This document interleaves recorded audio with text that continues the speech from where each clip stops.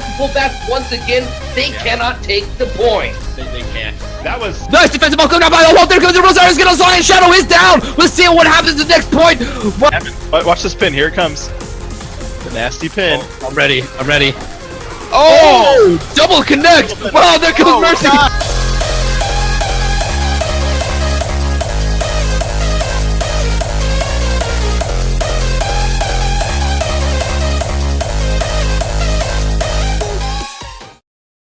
Do that.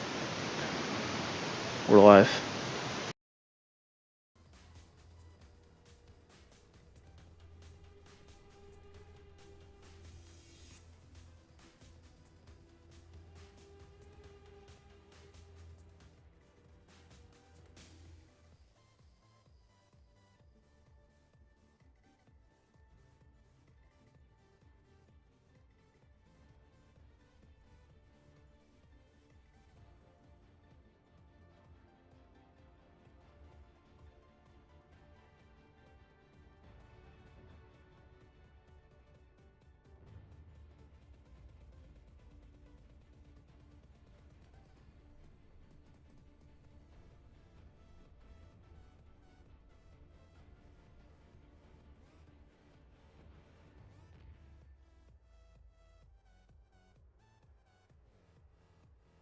Channel seems to be Hey, are we live?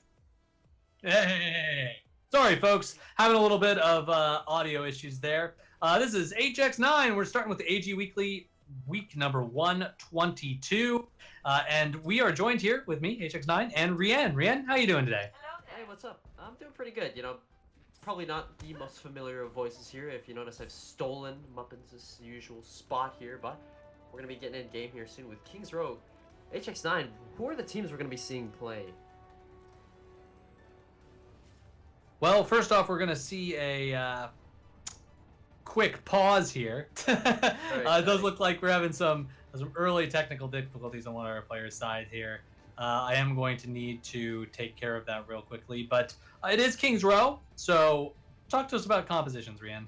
You know, Kings Row, definitely a map that favors a lot of Rein Zarya play, really on both sides, but defense usually sees some Orisa D.Va compositions thrown in there as well. They usually hold the high ground, but Rein Zarya, that seems to be what the defense is locking in for now. But again, this isn't LAN HX, this is, of course, all on the wonderful internet. As we all know, the internet is a fickle mistress and often will go awry. So Santa with a quick DC, but he's back in the lobby now, and again, we might have to reset the map just because we only got 10 seconds left to set up this defense, or we could just unpause right away and get right back into it. Depends on what these teams want to do. And again, we've got the gold team in the blue and Ben Shapiro's Epic Elite in the red. And by the way, those are the teams we've got playing today.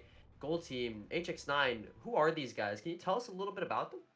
Oh yeah, sure. So Gold Team is a collegiate team, actually, and they are with the, if I remember correctly, the University of Central Florida, and they will be playing in an upcoming TESPA tournament soon. So excited to see them here. And then we got Ben Shapiro's Epic Elite, very cool 4.3K team. They were actually 23rd in the Open Division here this season, Season 3. So that's actually pretty good. That means they pretty much just missed, probably by one game, missed the playoffs there. If they won one more, they would have at least been in contention for it. Yeah, you know, that's what happens. Open Division NA wrapped up. If you weren't there for that, Shoes Money Crew did win it all. You know, the team that never scrimped once. And as you can see, Santa, he's going to be taking a little bit of that energy. Brandito, of course, or No Hiryu, as he was playing under that name, was on the Doomfist time and time again. And HX9, what is the value that Doomfist has? See, Doomfist is one of those many-faceted heroes. It gives you so many different things you can do with him. You can get back to the point quickly, so he's a great stall hero because he also gets there fast and he gets kills once you get onto that point. The other thing with him is he does do a very great job of disrupting shields and whatnot. So he can get in there, he can get a Reinhardt shield out of the way, he can dive into the back line, he can also get healer killed. So there's tons of different ways that Doomfist can help you. The question is, does he survive the way in? So he can be punished pretty easily too. Yeah, but the thing is, Gold Team, they're running Odever here on the Sombra, most likely to give him the support that they need. If he gets a nice hack here onto Doge Fighter, who's playing this Ryan on the side of Bench Beer's Epic Elite, it's really going to have a lot of value, because then Santa will have that initiation, just moves in right down the chimney, and gets a whole bunch of picks here. Let's see what he's going to do. Odever here flanking in the backline a little bit, just trying to pressure Cry, who's on this Widow. Santa's still waiting. He's kind of creeping up now, wants to wait, see if he can get a good opportunity for a seismic slam here, and he's gonna go in right away. Unfortunately, gonna miss. Slept actually in the back line and instantly executed by Cry. 3 picks already for Venture Pure's Epic Lead. It's not looking very good for the Gold Team. Odever does get a pick on the Reinhardt there and gets up a crucial hack on that Ana. No sleep dart or anti-nade, but there's simply not enough resources for Gold Team to fight this fight. So point goes to Venture Pure's Epic Lead. And some of that was actually a little extra pressure there from Marshall onto the window there, getting Ana, who was sitting up there. So just by firing a few rounds up there, he wasn't able to really keep his team up from that window. So that was part of the reason they pushed in well. And another reason, of course, just getting some solid picks. You know, we saw KHRY, Cry, you know, he's getting those kills, getting the backline stuff. That's always important as well. So a pretty good start to this match for Ben Shapiro's team. The defense is going to have a little bit of trouble rallying up here. It does look like we're not sitting on a whole lot of ults on either side. Heron, though, is decently close to Graviton Searcher, but you need to be watching Doge Fighter as well. Now, Nanabu's going to come out here on Doge Fighter. Moisty takes a big anti-nade. He's turned purple, and now he's turned dead. Nanabu's onto Santa here, gets a pick right away, but the rest of his team is knocked down. It looks like Cry and Doge Fighter getting some picks. Heron does retaliate with a kill to Doge Fighter, and Santa knocks up Cry. Defense might have just won that on the back of Santa there. Definitely wanted on the back of him, because earlier on, they had a combo against them. Cry with the, oh yeah, it looks like it is going to be the end of that one there. Quick respawn, quick regroup there. But Cry actually got the flashbang onto the Reinhardt there, onto Moisty, as the grenade was flying out from the Ana, got the anti-grenade on the Reinhardt, and then they just pressured him, just put the pressure on him, took him down real quickly. So it's a great combination of abilities that you can tell Ben Shapiro's team here is definitely a team that's been playing together for a while. Yeah, for sure. Potato again has this Graviton Surge, or will have it rather, in this next fight, and Heron still has one of his own. It's just a matter of which Graviton is going to come out first and which one is going to get more value. But Potato opens up big with a pick, and so does Marshall. 2 already down for the Gold Team, and Ben Shapiro's Epic Elite just roll their way right through the streets phase and into the factory. And just some early kills once again. And again, it was kind of a bad position there for the defense to really get on there and set up. Team Gold basically needed to, I mean, how to put this here? You know, they needed to get onto that point a little bit quicker, or they needed to wait till the last second, one or the other. And they kind of felt like they were choosing both of those at the same time. They got the excellent sleep dart on the McCree who was ulting, but, you know, it's just a little too late. Absolutely. And again, Heron, Moisty, and Santa, they've been holding on to these ultimates for quite a while. A couple fights. Expect Heron to use it here, but he's never going to get the opportunity to, as Potato and Honey Badger get the 2 picks off of the back of Doge Fighter's Earth Shatter, really opening up this fight wide for the Ben Shapiro's Epic Elite, as 4 already down. Odever's got a blade. He's going to invest it here. He's looking for a big one, but it's just simply not enough. He's shut down. So many members left alive on the Ben Shapiro's Epic Elite, so there's really nothing that the Gold Team can do. Heron gonna die to that Dragon Strike out of Honey Badger, and what a time bank for the Epic Elite here. You can't, it's like you said, Rian, you can't take those ultimates into the next round, so you got to get them off. You got to use them at some point. And 1 grab per game, you know, that's not going to really cut it here for this team. So this 4-minute 30-second thing, you know, that's an insane time. That's about it's about the best time you can possibly get. It's pretty much the payload moving 100% of the time. You know, there's a couple little blips in the path there also, but yeah, they got a long way to go here. And you know, if I were them, I'd be considering investing in some kind of, you know, standard strategy here. Probably going with the Goats comp on offense. Yeah, Goats comp, you know, we've seen the rise of that as of late. And, you know, Torb's rework recently on the PTR. Some people are, you know, theory crafting, speculating that could possibly be an end to this Goats era. But I don't know. What do you think on that, HX9? Do you think Goats will still stay dominant? Well, actually, you and I talked about this earlier this week. And, yeah, you know, I think my point still stands from that. And that is, that Torb's ultimate, it takes a long time to charge. So even though he might be strong against Goats once he gets his ultimate, he's not going to really be strong against it before that. His turret's much weaker than it was before, has a longer cooldown. It does build itself, so that's good. But Torb's cooldown itself isn't really going to cleave down teams so well. He's basically upgrades himself to Reaper That's the way I look at it. He basically starts out as this kind of weaker Hanzo, and then he can upgrade himself to Reaper potentially with a bigger splash damage, really quick firing. So I don't know. I'm not so sure it's the end of Goat's comp just yet for that reason. But some of the other changes in there, like the Orisa change and the hit scan changes, there are definitely some opportunities there for some people to be creative. Again, if you don't know these patch notes, definitely worth reading up on the Blizzard forums. And look at that, HX9. What a prediction. Gold team indeed running this Goats comp on the offense. I think you just got to go with these kind of standard comps if you want to win. But wow, yeah, that's an amazing early pick. Early on in the match, when you get those picks, though, they do tend to be a little anticlimactic because it only buys you about 20 seconds. So don't look too much into that one. Yeah, for sure. But Honey Badger, again, as a result of that, is already at about 50% to his Dragon Strike, which could be a point turner now. Gold team pushing through the hotel, but a big anti-nade catches Santa. He's gonna fall here. Without the Brigitte, Gold team really can't support this fight for a whole lot of time. You lose so much of that Inspire armor and that healing, and as you can see, Moisty and Heron both die in the point. Yeah, they just didn't quite connect with the damage early on there, and this Junkrat is a great way to absorb Goat. Especially Goat's teams that don't have the Reinhardt really protecting against a lot of those bullets, or don't have a D.Va really grabbing those with her defense matrix. So they did a great job absorbing that, took care of it pretty quickly. Junkrat now you can see pretty much sitting on his tire, and boy do I have a funny Goat story for you, Rian, but we'll have to save that for after this match. Alright, and again, Tire basically a push ender if you can hit a big one. I assume Cry is going to use it here as soon as the Gold team has any inkling that they want to push in.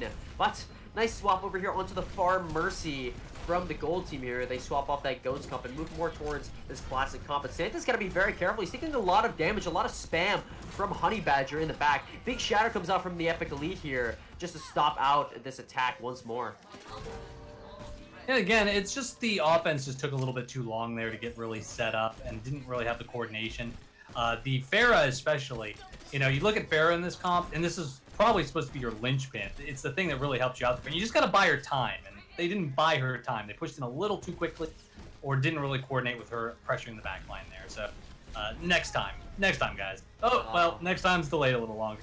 Yeah, maybe the next time HX9. Alvarocious does get the res here, but here comes Cry's Tire. He's kind of creeping it around on the buildings here. Coming on from above, gets Santa, actually. There's a bit of an anti-air Tire there. Usually Junkrat not the one to get those kills, but hey, Cry proving us all wrong here. Odever, the next to fall, and Benchbears up in the lead. Continue to hold King's Row. Yeah, they backed off a little bit late here. They probably could have kept their Hanzo alive, but it's not going to make that big a difference. They do... again, Junkrat's Tire going for Pharah's, it's kind of a common thing in these higher elos, because if you miss her, you just fall to the ground and kill someone else. But it's a great target just to kind of take out. It takes her a while to kind of set up there, so it's a good target call on his part, and now he's already up to 50%. Potato and Honey Badger here have the ever-present Graviton Surge Dragons combo. Expect them to use it here to just wipe out the Gold team. There it is. And all the members of them fall like dominoes, and Benchbears Epic Elite, they've just held this point dominantly, HX9. Yeah, and look at the ult charge. I mean, at this point, I wouldn't be switching heroes. At this point, you just kind of want to build up your ults and then fire away all your, all 5 ults at the same time. But this is what Goats is all about, too, on this defense. It's managing your own ult. They only are using the minimum amount of ults necessary to take out each of these pushes. They use the Junkrat. Well, not Goats comp, but you know what I mean. Defense comp. Yeah. They use the Junkrat ult, they use the combo, and now they have a different set of ults to use for this next one. Santa has got this justice from above. He's waiting for an opportunity, but they might not need it here as that Dragon Strike is invested with that Graviton combo. But here comes Santa from above, gets 2 picks, and it's looking good for the Gold team. They've got this point. Cry, though, does get a pick here on Alvarocious. Santa brought back into the fight, and advantage definitely on the attacking team here. Tire comes out from Cry. It's looking, doesn't find anything, blocked by Heron's wonderful bubble. So the Gold team cap it, but HX9, they don't have a whole lot of time. No, they really just need to make sure they have at least a second left on the clock to have any chance of winning this. So they've really got to push point 2 and 3 quickly with that, as much time as they used in the first one.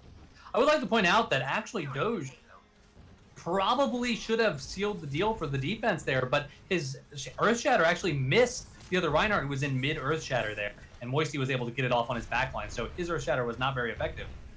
It's like the old Wild West. Somebody says draw, but this time it was Moisty who's going to win that duel. And Honey Badger has this Dragon Strike here. Might want to use it. It's very tight in these Kings Row streets, so you could possibly get a lot of value as soon as the gold team kind of push around this corner. But again, you need to watch out for Santa here. He made the swap from Pharah over on this Doomfist, and he's looking to get a lot of these burst kills very early on that will just open up the fight as soon as you have the advantage. But looks like it's not going to happen this time. Santa dives in, but it's just a little bit too late. He does get the pick up the huge res, but his whole team is already dead, so they can't get the value from that. Gold team stuffed once more. I think there's a little bit of a misfire there from Moisty to use his ult. They already had lost one of their members. And so when you lose a person really early on in the fight, it's good to just kind of build ult charge. And that's not really what happened. Defense, I will say, did a great job of positioning their Widow, especially. You might have seen Cry up there in the window, pretty much on top of the enemy team.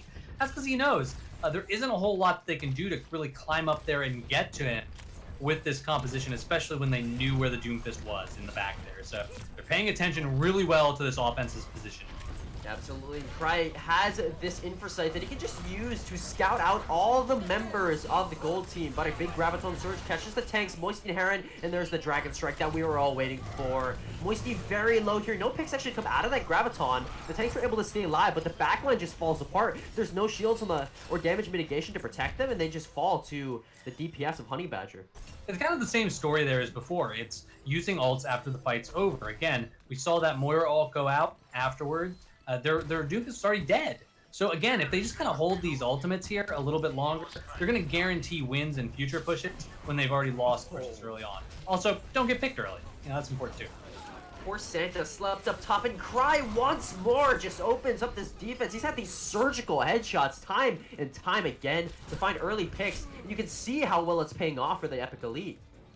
Yeah, this isn't the Mercy meta. You don't just get a quick res and then move back in. It's over at that point for a lot of pushes. So I don't even think they're going to be able to really touch this at this point.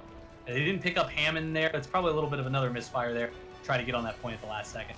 Oh, but you know, Santa, he was up there, Rihanna. He might have been able to touch that. He was actually in the back, but even if they were able to touch their HX9, the Epic Elite had so many ultimates available to them that it really wouldn't have panned out unless by some miracle they were able to get a bunch of picks. And first play of the game, going here to Cry. Let's watch him basically single-handedly win this fight coming around the side here. In that window, like you talked about, HX, and you can see it, really, no response from the gold team. They just didn't know how to properly, you know, deal with this crossfire coming at them from all angles.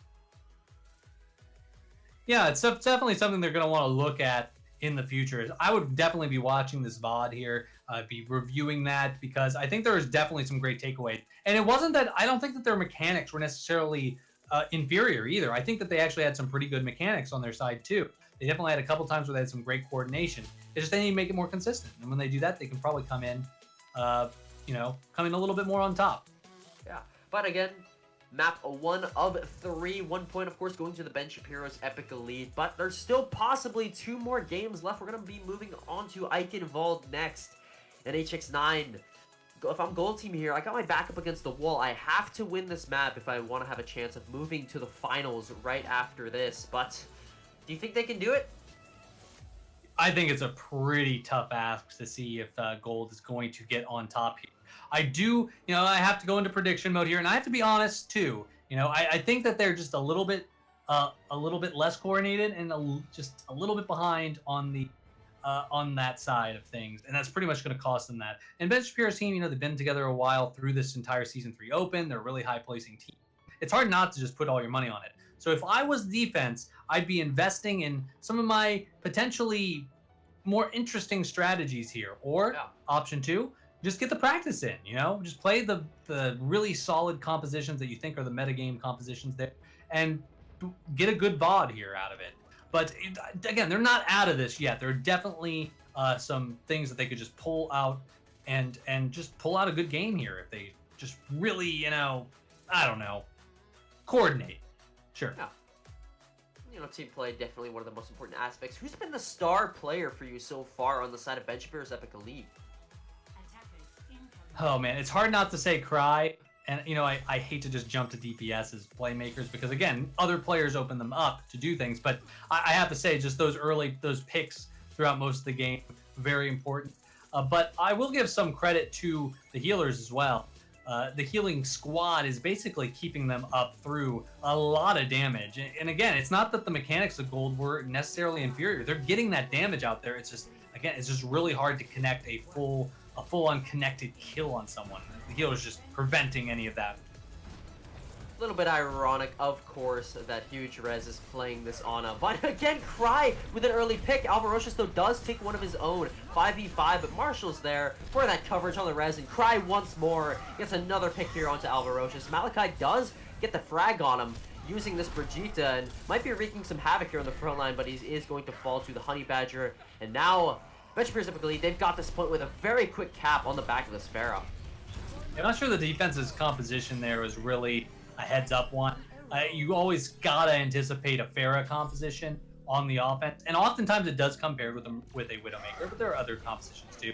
So those are kind of things you gotta be really ready for. And honestly, even if Widow's not the meta, I think a lot of times you gotta position yourself in such a way you're not gonna give them that early pick. And unfortunately, that's where they were kind of standing there. And again, good job on Benchpeers' team for taking advantage of that.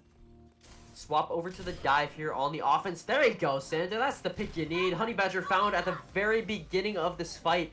And I don't know if they're going to be able to get the res off on the side of the Epic Elite because of this coverage from Santa. He's just watching this angle, holding this angle on the side and preventing that res. Now dive coming in. Huge res very low, but he's going to be able to keep himself alive. Still being pressured by the Genji, but Odever gonna may have noticed that he bit off more than he could chew, and Honey Badger does actually get the pick on a Moisty here. Shutting down that Winston means that the defense, they're really at a loss in terms of this dive. They can't engage as well as a team that has the Winston, and they won't have a consistent shield. Only the defense matrix, which doesn't last too long. But, of course, Moisty walking back to the fight. Nice trade there, 5v5 now. Both Widowmakers down. But the attacker is still rolling right through. However, Heron does get the pick on a huge res. Now only Marshall left for the healing, and he's very pressured. Forced to use his Valkyrie, but it's now worn off. He could be a nice and juicy target as this Coalescence is going to come out on the defense. Moisty kills Honey Badger, but Cry still alive here, watching, waiting for Malachi to peek around the corner, show his face, so we can get the frag. Doge Fighter invests the Primal Rage, wants to pressure Malachi here, juggling him around in the bottom. But Santa, there he goes, Santa, gets two, comes right in the back line, down the chimney, and 2 picks. That's going to be the present he gives to the Epic Elite. That was a great, kind of scrappy style fight there. So what's interesting about that offense's composition was that, you know, running this kind of Mercy Ana composition, it's actually kind of hard to keep your team up if a bunch of targets are getting hit at once. There's no real area of effect healing or AoE healing. So what happened was there's basically 3 or 4 fights going on, and everyone was kind of bleeding badly, and no AoE healing meant that someone eventually died on the offense. Oh, Doge Fighter so low, finished off by Odever. Bomb unfortunately not going to pan out, but Odever wants to make this blade work, and it does. Cuts down Marshall, finishes off Potato, and the gold team are holding on this defense, Ajax.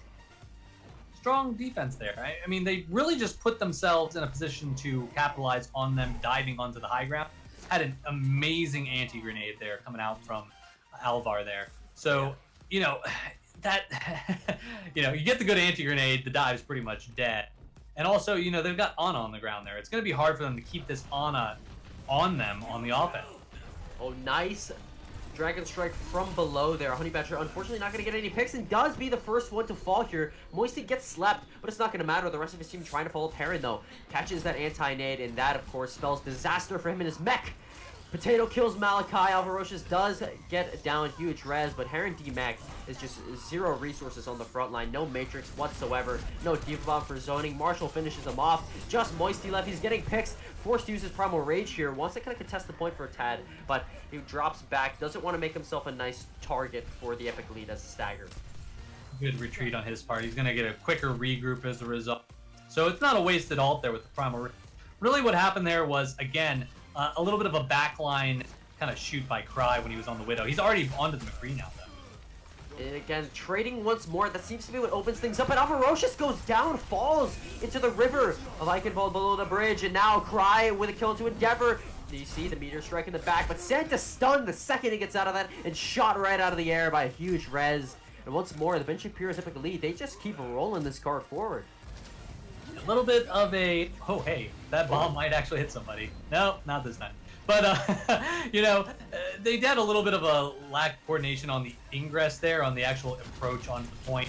I think that they probably could have done just a little bit better with coordinating their Doomfist diving in there as well. And Cry kind of read the situation by going McCree. He knew that Widow wasn't really going to work at the end, that he was going to get a lot of pressure on it.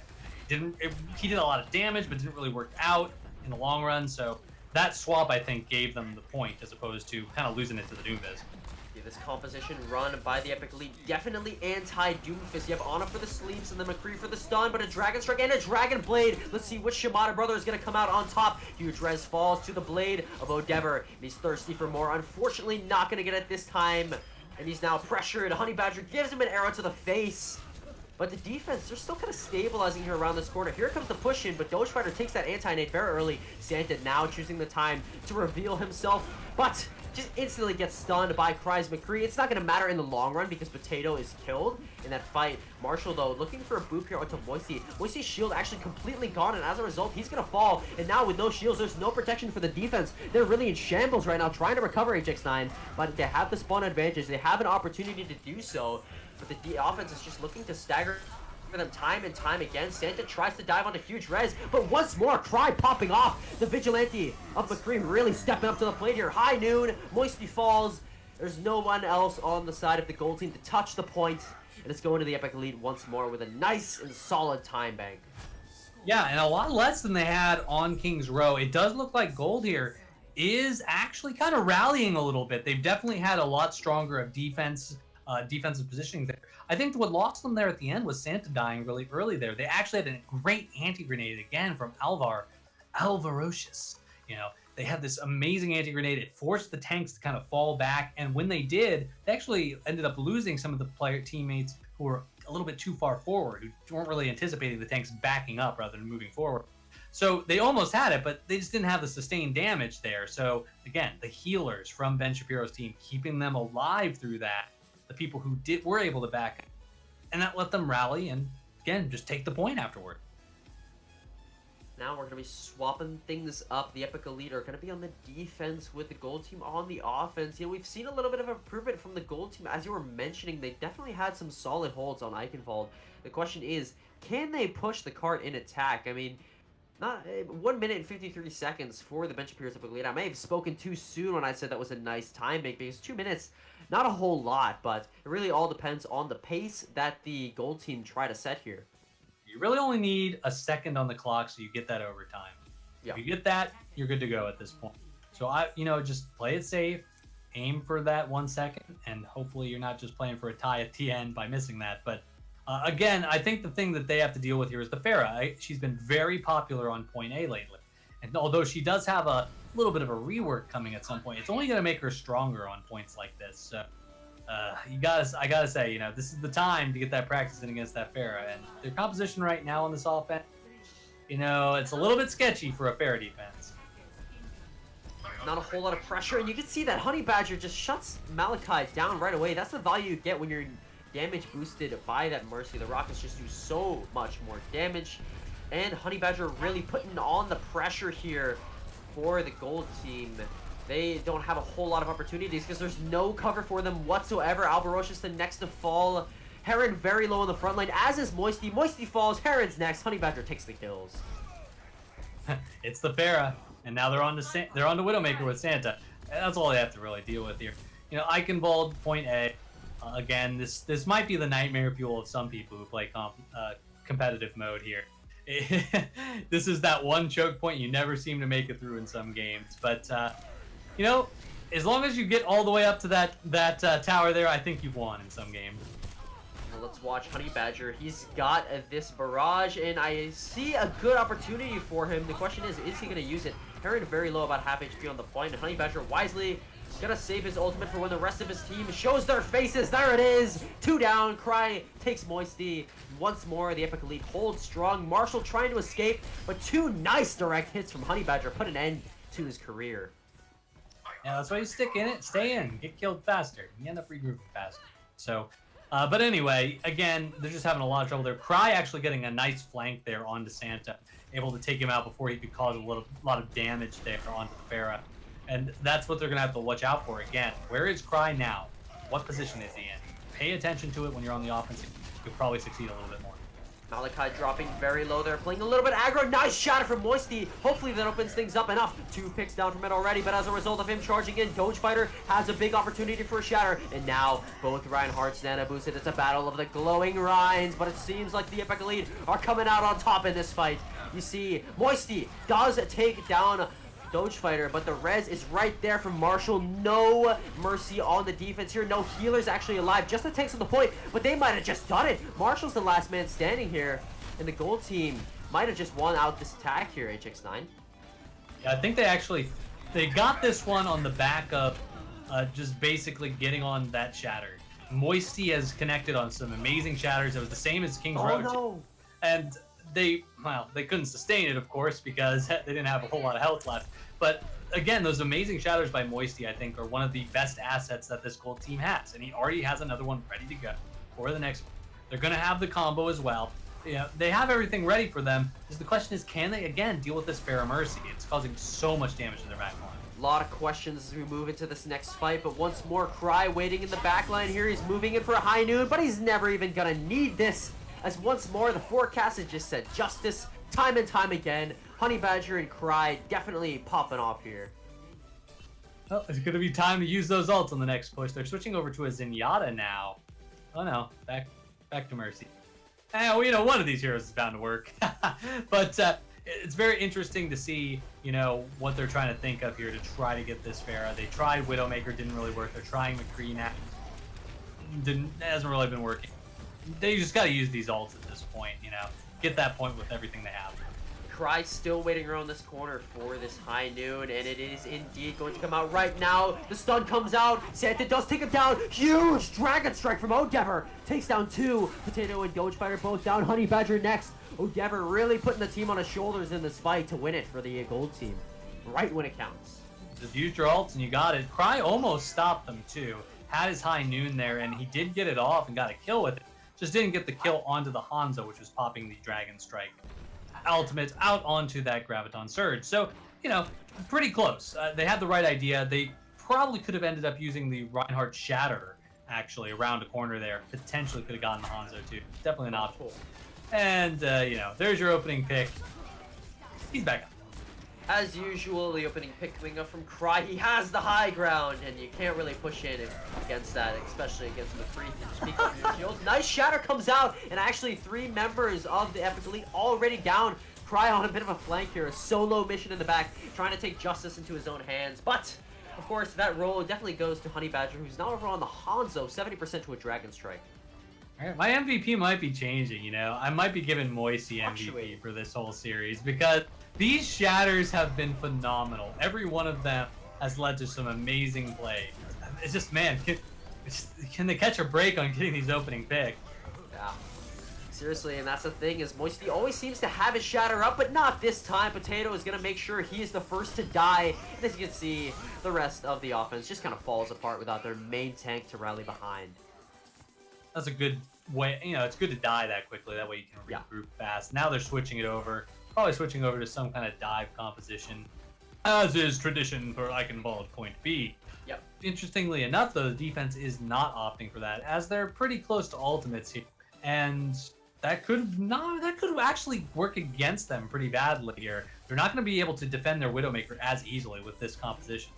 Both Widowmakers giving each other a haircut and just narrowly missing each one, but now, okay, interesting Valkyrie here very early in that fight. Malachi actually going full aggro Mercy, but Cry, what a hook shot that was to take Moisty down. This dive faltering for the time being. Huge res does fall into the river though. Once more, we saw Alvarocious do that in the first time, on the first round on that defense. Doge Fighter dropping down, and with the Ryan split from the team, no real resources on this fight for the Epic Elite, and as a result, the gold team does push forward. HX9, they might be able to make it to the door, but Cry again gets another pick here onto Alvarocious. No Moira, lose a lot of healing if you are the gold team, but now Odever trying to pressure Cry here. He's very low, gets the bubble. Potatoes there for the support to drive him back. Doge Fighter opens up big with a kill on Malachi. Odever, no, he falls into the river again. Nice boot from Marshall.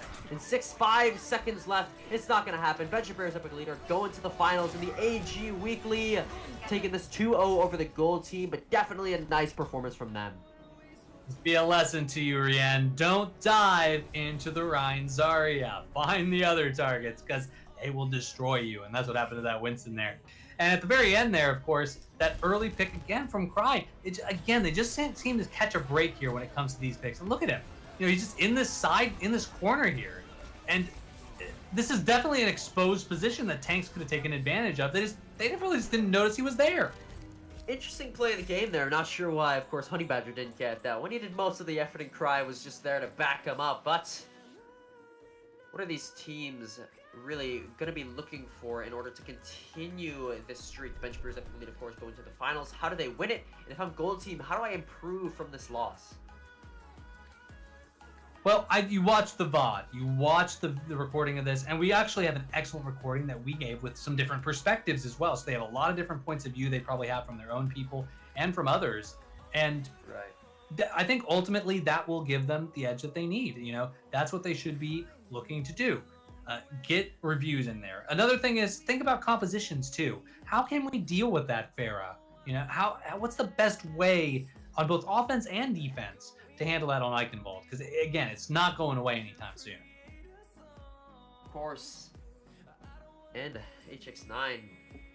Benji Epic Elite gonna be moving up to fight Oracle Gaming White, trying to win out the entire thing here, of course, on the 122nd AG Weekly, the longest standing tournament really that's out there at the moment. And of course, this is a great resource for teams to improve time and time again. A nice consistent weekly tourney to play in, get better every time, improve constantly. That is the goal here. Oracle Gaming White, we're just waiting on them to get in the lobby here. But HX9, Oracle Gaming, they've had a little bit to kind of rest up after playing their matches, whereas the Benji Breeze with the lead, they're going right into this. How might that play a part? Well, one team, you know, you can always talk about two different things, right? Momentum, that helps. You're warmer if you've just played right away. You also might be fatigued. So I think it goes both ways at the end of the day. It's not, you know, you can't say that it's it helps one team or the other in the long run. Different teams have different things that they like. So end of the day, we'll see what happens. We'll see if they feel more lackadaisic there, a little fatigued, or if they come out otherwise. But we are going to go to a short break while we set up the lobbies here. We are getting Oracle Gaming into the game right now, so it's not going to be too long. So don't go anywhere, and we'll be right back with the AG Weekly, Week 122.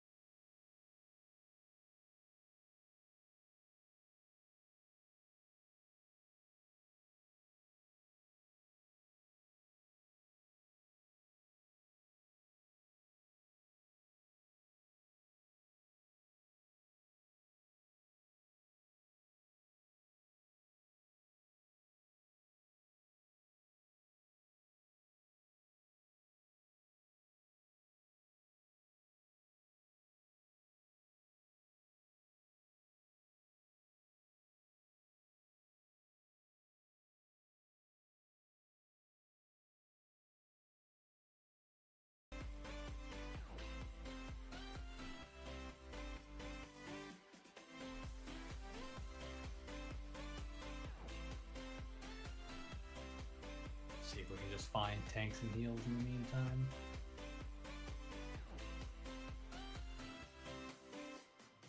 Alright, I think that's healer. Probably a tank.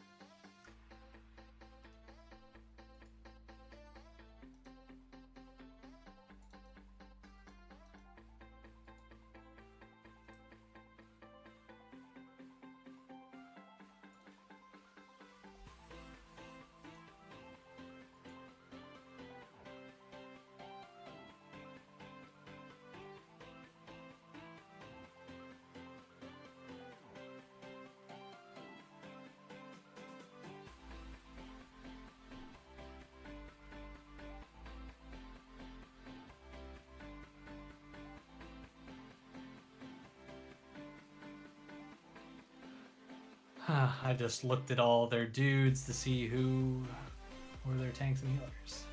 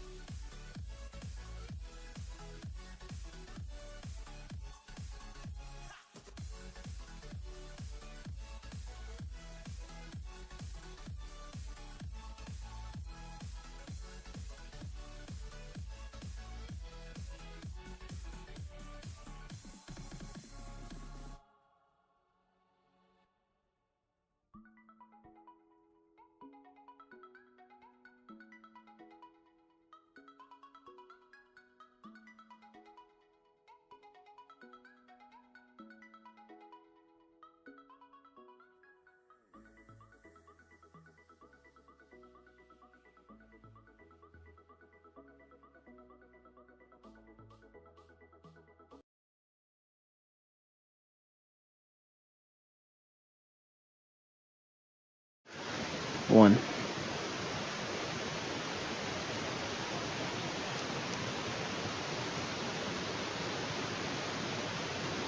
HX9 once again, and we're joined by Rien for the finals here. It's Oracle Gaming White versus Ben Shapiro's Epic Elite. And have we ever had so long of team names before, Rien? I think not. Yeah, you know, definitely these guys are going for the longest possible team names. I mean, it helps for me, you know, whenever I need to buy time, I can just say both of their names in succession. It gives me a solid, what, 7 seconds easily. Dude, oh man, I gotta tell you my goat story, okay? I just gotta tell you, okay? In the name of humor here, I was playing comp today. Of course, I went 8-0 in all my competitive games, What a professional. bringing my Smurf up, so it's not a big deal. But you know, hitting that 3,700 mark, had the great comment from the match chat, which was, of course, as soon as Goats gets nerfed, people are gonna be dropping 500 SR. Because we were playing Goats comp into it. Right. You know, we ended up winning after having a deficit going into the third round. We were definitely behind. We were they had 5 minutes on the clock. We had 2 minutes on the clock. But I gotta say, to have that kind of mentality, that scrub mentality, where it's like, don't use the comp because it's, you know, cheese or whatever word you want to put on it. I just have no respect for people who think that we wouldn't use every tool we have to win the game. Well, story time with HX9. We should get like a fireplace in here, just nice in the background, you know. HX9. It's like the Christmas stream, you know, with Jeff Kaplan, sitting in front of the fireside, just telling us wonderful stories. But here we go, HX9. And is it any surprise that we're back to London here for some Kings Row? Definitely going to enjoy Kings Row again. You know, we always enjoy Kings Row, right? Oh, yeah. This is pretty much the Dust 2 of Overwatch. It's the wait, what's the one in Team Fortress? Dust Bowl. Dust Bowl, yeah, it's the Dust Bowl. Gosh, I could go into some really obscure references down the road. You know, we could talk about Tribes maps, we could talk about Quake map. But at the end of the day, people just like this map. There's a lot of variety to it. And, you know, we can talk it to death, but what we did see from Ben Shiro's Epic Elite before, which we might want to mention, is just not a whole lot of dive, actually. We saw mostly Ryan Zarya from them. A little interesting here, but you know, of course, don't want to jump the gun here and talk about their comps too early, but they are running this Hammond. I'd love to see that, but no, yeah, they're just trolling at the moment in spawn. So let's talk about a more locked-in composition. I see FSR on this Metra. He's walking back to spawn though, so I don't expect him to stay on this, but I do like this team composition, especially this DPS from the defense. What's kind of the thought process with this Doomfist Sombra? Well, Doomfist Sombra is a combination attack, right? You get the big hack on him. Doomfist can then dive in and be really uncontested. He won't be, you know, he won't be flashbanged. He won't be blown out of the sky by some other, you know, random ability. It's a pretty decent combination, but these are also just two strong heroes. Sombra has kind of claimed a #1 spot in my head of DPS heroes when it comes to the compositions that we've seen kind of running around here, which is these Ryan Zaryas where you can get behind them and hack the Ryan.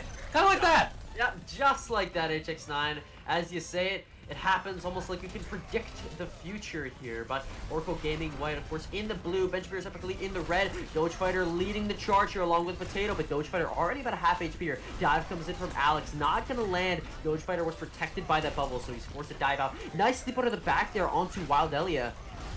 This Zenyatta, of course, there is no Harmony, or for the time being, in Dogefighter and Potato get the first few picks. FSR, Alex down, Wild Elia next. Looking so good for Ben Shapiro's Epic Elite. Maybe a contestation here, but you can see Marshall and Cry pushing forward, want to prevent that from happening. You can just definitely tell, oh, well, you know, you probably want that ult for later, up dog. What's up, dog? But, you know, just the patience there. Letting Dogefighter just sitting there holding his shield up. You know, it's such an understated skill of Reinhardt to know when to fire strike and when not to fire strike. And he only used it there to secure a kill. And so, you know, these kind of things, like giving your DPS time to make the play, are some of the most understated abilities in Overwatch. And you can tell that these guys, again, Ben Shapiro's team, they know when to engage and they know when to play it safe. So that's why we don't see the tanks with high ult charge, but we do see the DPS getting kind of up there. Doge Fighter with a Shatter here. Of course, Updog used his, so that's not available. And you can see Doge Fighter already playing very aggressive here. But if I'm Updog, I notice this and I start to kind of be a little bit wary with my shield, trying to hold it up and protect my team. But Marshall opens up with a pick on to Alex here. They go with DPS Lucio. I definitely respect that. Lucio made myself. So I'm feeling good about that if I'm Marshall. But there you go. Updog drops his shield because he gets the Nano Boost. And Doge Fighter knocks him right down with a Shatter. Now, Graviton Surge invested as well. Wild Elliot able to block all that damage with that Transcendence. So there now is the Graviton invested. Marshall there with the Sound Barrier to protect that Epic Elite from dying. But Updog, regardless, gonna fall Cry with a nice high noon. Bow tanks down for the Oracle Gaming. White, no real opportunity to win this. There's just nothing to block all this damage coming out from Cry and the rest of the boys. Updog survived a charge, a Graviton Surge, a Hanzo ult, and just melee swings, as well as an anti-grenade.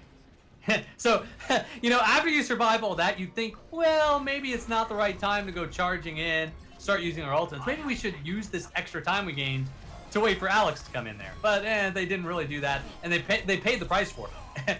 And now FSR paying the price for standing too close to the opening. Oh yeah, of course. Marshall, of course, you always want to get those environmental kills as that Lucio, and again, it's another quick sweep for the Epic Elite here. That seems to be what's been happening so far in Kings Row. We saw this in the last match too, in the semifinals between the Bench Beers Epic Elite and the, of course, the Gold team. Yeah. Right before this, my name slipped my mind for a quick second there, and of course the Bench Beers Epic Elite were very strong on Kings Row, so this might be their map. You can see Alex diving up, and Honey Badger just kills him right away, and then of course finds Ben. Barreto falls as well. Wild Elliot, the next one, man, a really Bench Beers Epic Elite are uncontested on Kings Row, definitely with a crown here. They run a strat and they stick with it. You know, they've got this pretty much down, I think, when it comes to how to execute a Kings Row play, how to execute a solo push, essentially. You know, in World of Warcraft, when I played that game, when we were running rated battlegrounds, we had these strategies too, called the Pug Stomper strategies, pickup groups. How do you stomp a team that isn't prepared to handle, you know, just all-out mechanics, all-out damage, all-out whatever? And this is how they've chosen to do it. They run this Rein Zarya. They run, you know, a little bit of a tank buster kind of comp on the first point. They switch to their Widow when needed at the very end there. It's a set play. So when you're running against this kind of thing, you got to expect those kind of Pug Stomper comps, those, you know, pickup group stomps, and you got to put some counter strats together that work very well. So I don't think that this defense had that this time, but maybe their offense will be one of those offenses where they have their own kind of pug stomping kind of setup.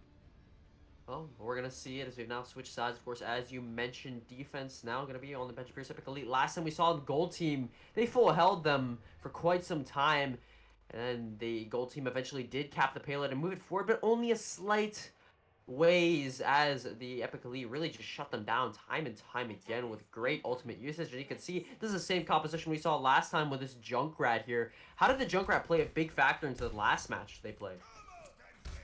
Well, the Junkrat was able to absorb the Goats comp that came in after them. And again, you know, that's kind of what he's for. He's to absorb that kind of thing. Then the enemy team switches, the offense switches into Pharah, and hopefully you have a tire to take care of her. That's your rotation, and you expect to lose kind of in a 3-minute battle at the most. Because eventually Pharah is going to overpower your Junkrat in a lot of cases. So that's what he's for. We'll see if it works out that way against this composition, though. This is a Doomfist Sombra that has a little bit better range than a Goats comp, especially against this Junkrat. Okay, here Alex charging in. He's taking the high ground. Just wants to look for another good dive opportunity here with the Seismic Slam. Can definitely do a lot of burst damage. Take down the tanks. He moves in. Marshall very low, able to stay alive, however. Alex now trapped on the front line. He goes down. He was purple there. Updog does get slept for the time being, but he's being kept up by the wonderful work of Barret Dilf. But however, Honey Badger just gonna get the picks here. Updog is staying alive for the time being, while Lilia does trade with Honey Badger. Actually, that's what happens when you put two projectile DPS in the same vicinity of one another. Updog gets the Nano Boost. He's charging on in here. Alex supporting him with a kill and a Cry. There's another one onto huge res.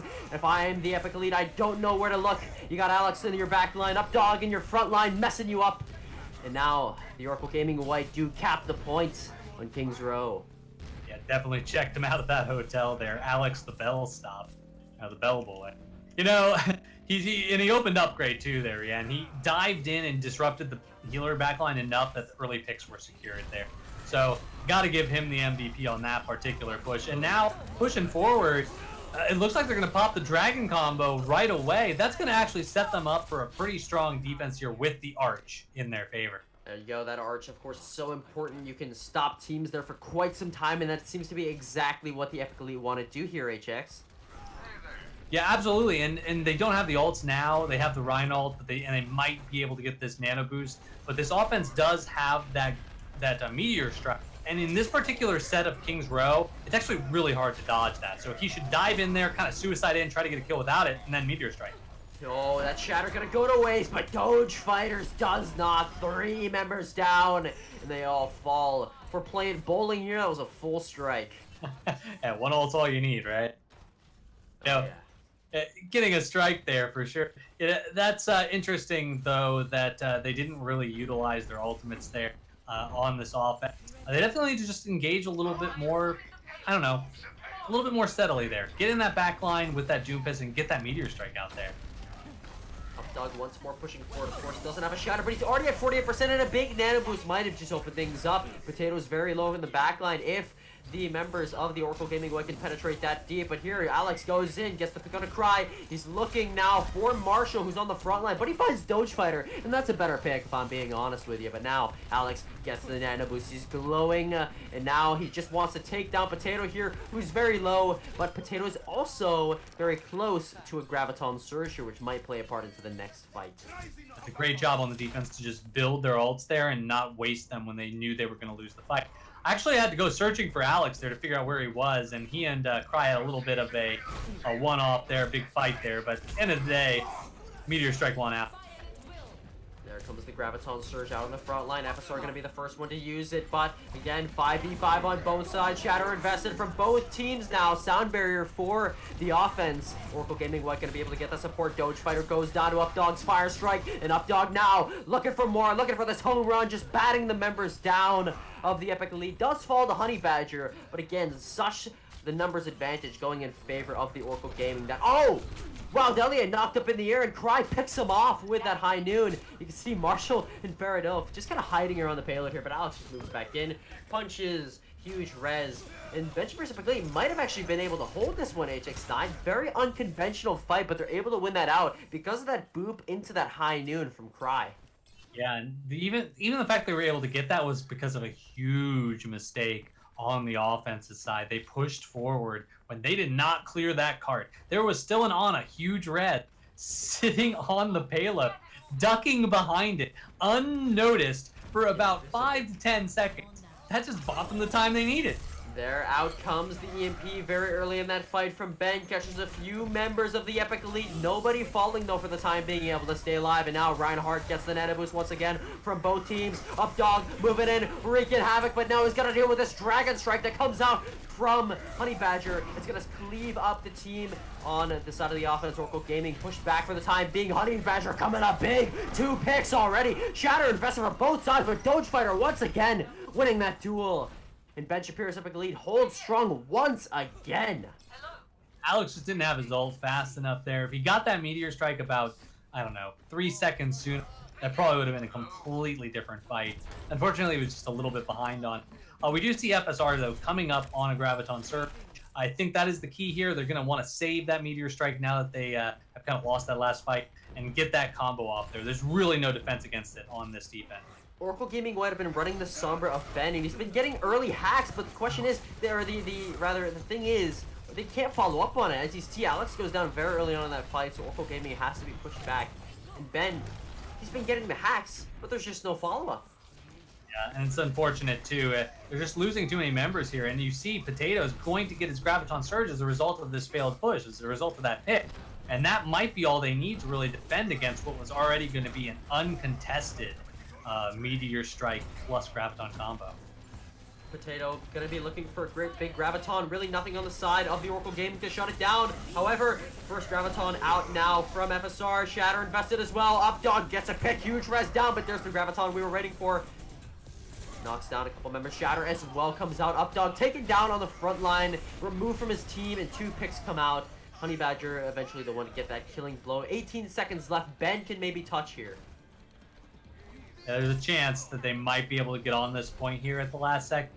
Ben is definitely going to try to back cap this, but this is the Ben Shapiro Epic Elite. This is a top 30 open division team.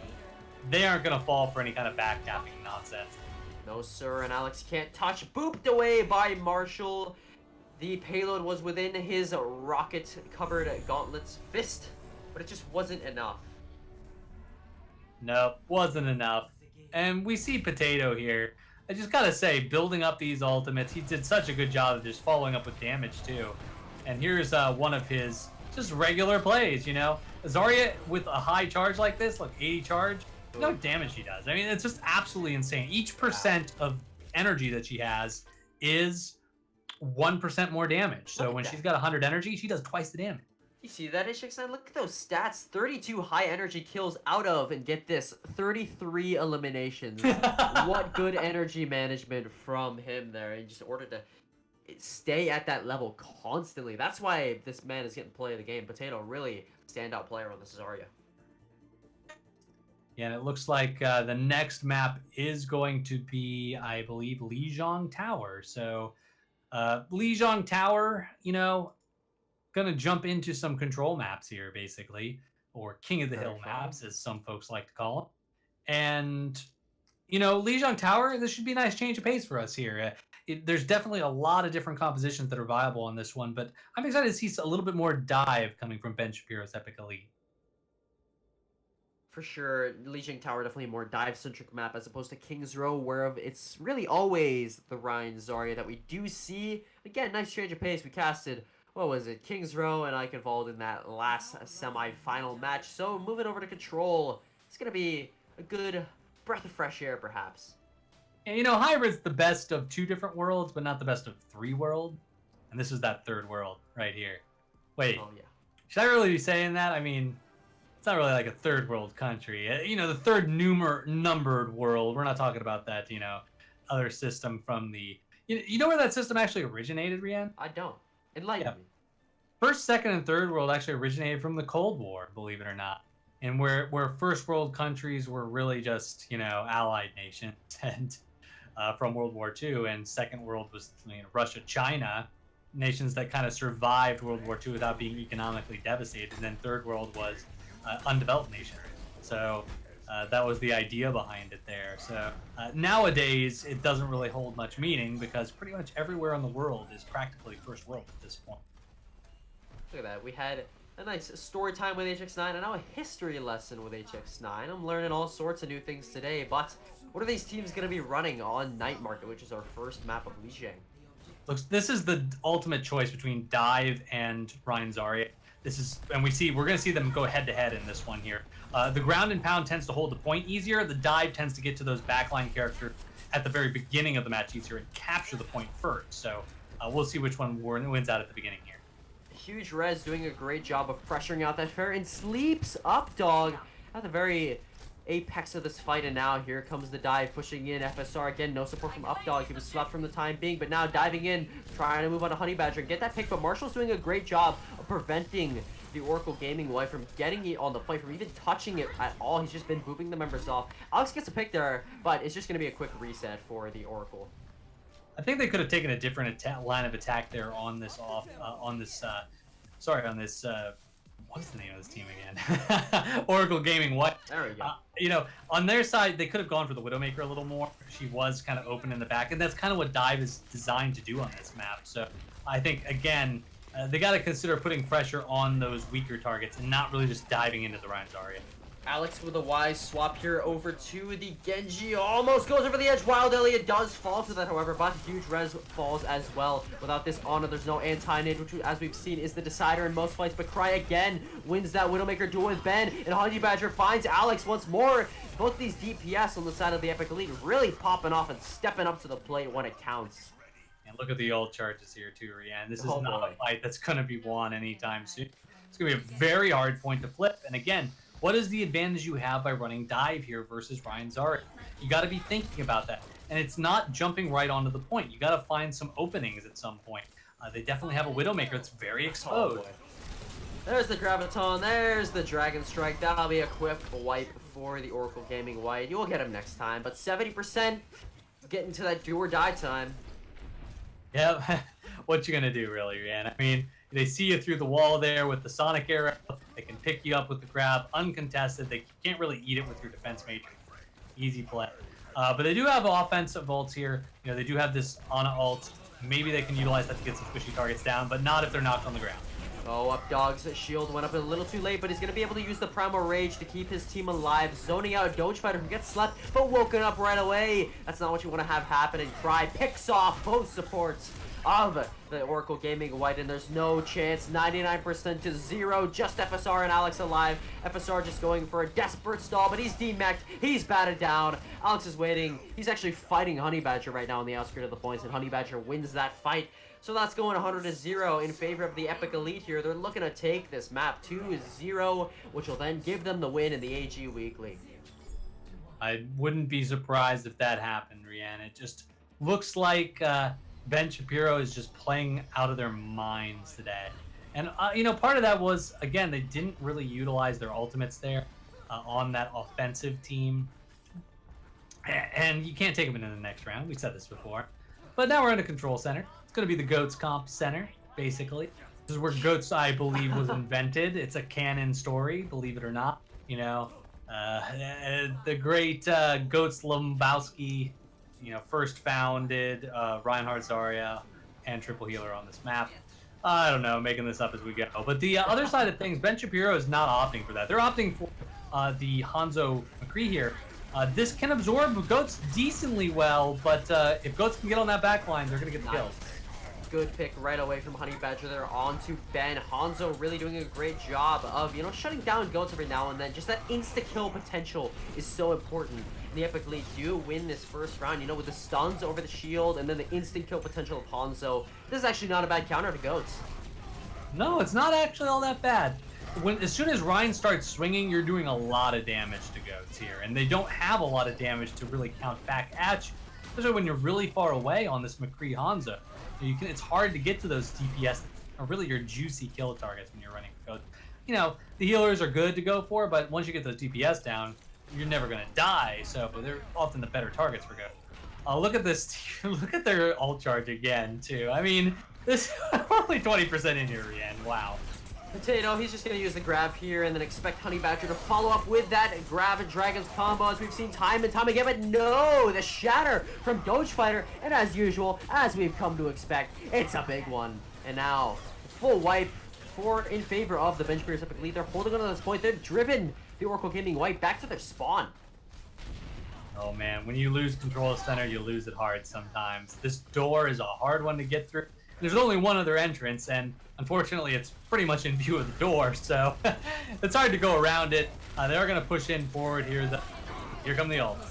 Yeah, ultimates, everyone pressing Q, using everything but the kitchen sink, and there's that Grab Dragon's combo. They save it for the next fight, and as usual, it comes up big. FSR investing that bomb there, and look at that. Potato, he's on the farm, just harvesting that for energy, is at 94. Oh man, you just look at the ult economy of this game. You almost wonder how this is even fair, right? Ben Shapiro's team just constantly ahead on ult chart. Now in this case, there is a chance for recovery here from the offensive team here. They've got to use their ults. And as you see, the Sound Barrier invested in response to Dogefighter getting this nano boost. He's pushing forward, and another big shatter! Yeah, all these ones have been registering on the Richter scale. Seriously, these are just really living up to that name, Earth Shattering. However, Wild Lily and Updog trying to stabilize. Updog does fall, but Wild Lily is staying alive. 93% of the point. Do or die. Somebody's got to touch. If I'm a member of the Oracle Gaming, Alex able to do so. Alex getting 2 picks. Their tower comes out from Cry. Picks up 2, but there's the recap now.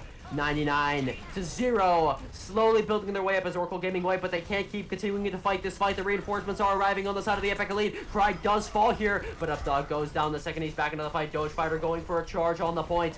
He's not going to be able to pan out, but he does bat down Wild Elia, and it's just FSR left. He's gone. Graviton Surge catches Baradil. ASF doing his FSR rather doing his best to stay alive, with Ben able to buy enough time for the reinforcements to get there. Up dog there. Graviton Surge comes out. The recap is there. Over time, ticking down, burning down. Wild Elia trying to touch. It's not enough. He's booped into the air, and Ben Shapiro's Epic Elite take the AG Weekly number 122.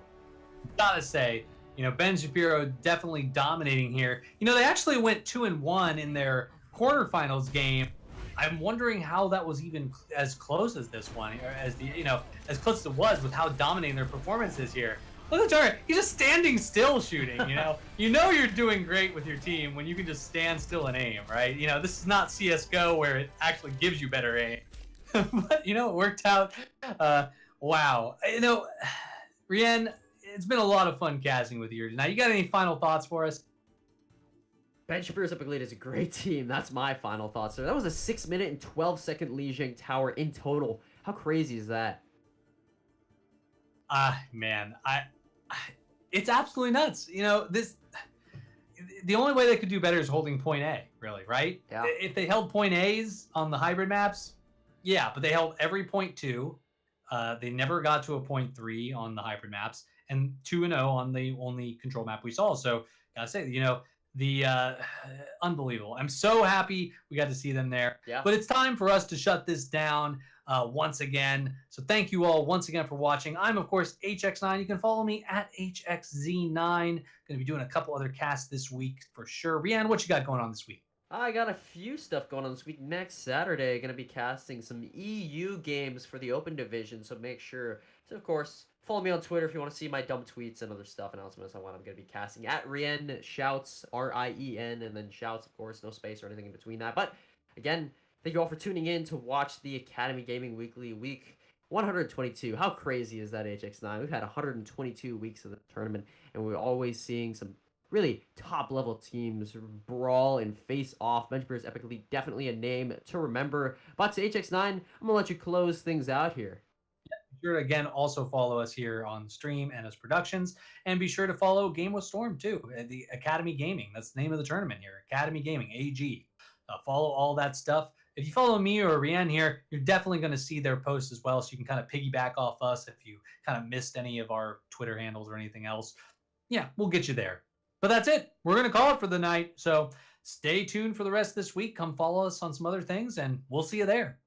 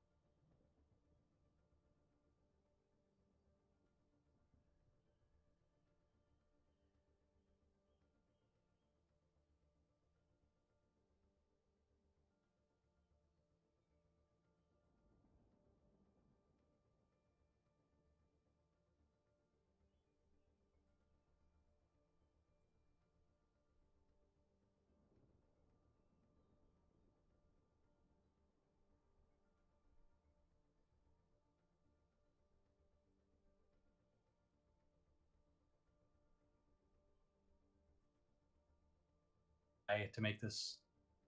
Hey, what's up?